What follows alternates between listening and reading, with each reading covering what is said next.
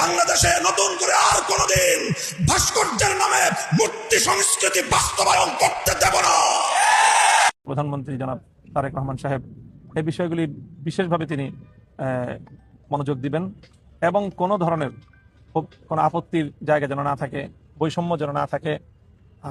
যার যার স্বীকৃতি প্রত্যেককে দিয়ে দিলে আমার মনে হয় যে বাংলাদেশ আমরা সমৃদ্ধ হব এবং বাংলাদেশের ইতিহাস সমৃদ্ধ হবে। ফ্যাসিবাদ বিরোধী আন্দোলনের বিপ্লবের সকল ইতিহাসগুলো যথাযথভাবে এখানে প্রদর্শিত হোক, সেই প্রত্যাশা এবং সেই কামনা আমরা ব্যক্ত করি।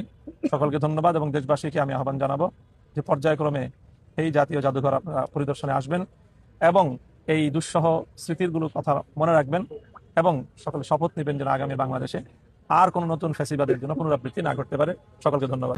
সেই মূর্তি যদি বঙ্গবন্ধুর হয়, সেই মূর্তির বিরোধী আমরা। সেই ভাস্কর্য বা মূর্তি যদি প্রেসিডেন্ট জিয়াউর রহমানের হয়, আমরা সেই মূর্তির বিরোধী।